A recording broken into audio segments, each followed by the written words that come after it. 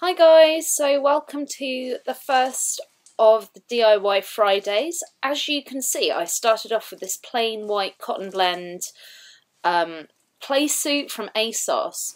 What I've done here is I've got it damp and wrung it out essentially until I can wring no more water out. So it's still damp to the touch but without being dripping wet. That's the best way to start off for tie-dyeing, with Dylon hand dyes anyway. So I've got a nice big clear area for which I am going to work in. I've got the damp Playsuit here, very nice, and I'm placing it flat on the table. Let me say right now, there is no right or wrong way to tie-dye things. This is just the way that I chose to do it. My mum decided to drop in and see what I was doing.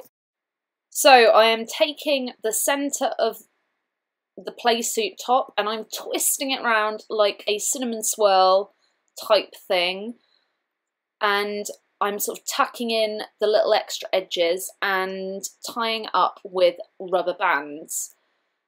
I want to make sure that I'm not covering too much with the rubber bands so there'll be too much white, and also make sure that there's enough covered that you get a pattern. It's a really hard line to balance, so I think I went for 2 or 3 and that seemed to be a good amount. So now I'm taking a little round stone that I've cleaned up from the garden and I'm using this to start off the legs. So I want a sort of the ringed effect to go inwards. So again, I'm using elastic bands. I've secured the stone in place to sort of start the circle off, and I'm using elastic bands to just create concentric circles down the leg of the Playsuit. So I literally kept going until I could not grab any more material on that leg, onwards and onwards and onwards, and then I did the exact same thing with the other leg. And I was running out of elastic bands by this point. Anyway, so just fill up any little white spaces with elastic bands if you want the tie-dye effect to cover the whole thing, and then you end up with something like this, a bizarre misshapen object. Right, so now we get to the actual dyeing. Here I have 500 millilitres of hot water. I'm more or less following the instructions on the back of the Dylon packet, but this is the way I did it, which is slightly different. Maybe I did alter it a little bit because I didn't need as much liquid. Okay, so I've got myself a big container that will hold the entire bundle of cloth. Now to the hot water, the 500 ml of hot water, I'm adding 250 grams, which is equal to, let me just check the packet, it's 5 tablespoons of salt. The reason the hot water is particularly good for this is that it speeds up the dissolutionness of the salt. It would take a lot longer to dissolve in cold water, so I'm just stirring that in while Dan walks behind me. Hello, Danny! Right, now I am adding the dye. Snipping it open. Now, if you're under 18, please get adults help doing this because it can be messy, and obviously anything like this you want an adult's permission before doing it. Right, so you want to stir that dye in, make sure there are no lumps and clumps, stir it in good and proper so it's all dissolved and all into a liquid. Swish, swish, swish. As you can see, it's going quite a nice colour, and I am adding it to the bowl. Right, now at this point what you actually need is 500 millilitres more water. So you're adding that, and because you've already dissolved the dye and the salt in the hot water, it makes this cooler water easier to sort of mix in. So I'm stirring it all together in my big bowl. As you can see, it's a really cute sort of purple colour. It does come out a lot lighter than the colour you see in the bowl. It's all dissolved in, so I grab my misshapen bundle and make sure it is properly submerged.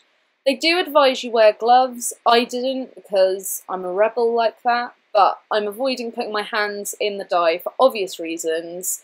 I don't want purple hands and I don't want the chemicals all over me, so I'm using a spoon to make sure it's all covered and submerged and splendid. Right, this is the really time-consuming part. And I kid you not, it genuinely says on the back of the instructions, you have to stir solidly for 15 minutes. No joke.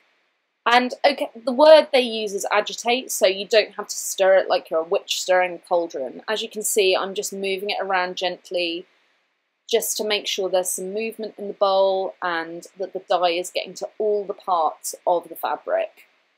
But I did genuinely sit here and stir the fabric for 15 minutes. As you can see, a cup of tea helped me very much. And in fact, it was not the only cup of tea I had in filming this. It took many a cup of tea to tie-dye. So this is a real time commitment, I have to be honest. And then after that, you have to stir it sporadically for 45 minutes. 45 minutes.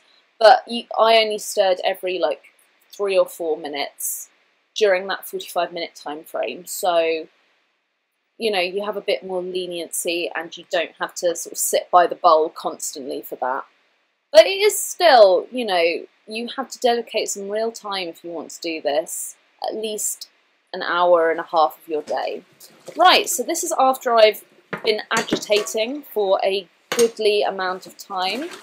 I'm just throwing the dye away. As you can see, a lot of the pigment had left the liquid, so we know that's all gone into the fabric, which is great. What you have to do is rinse it off with cold water.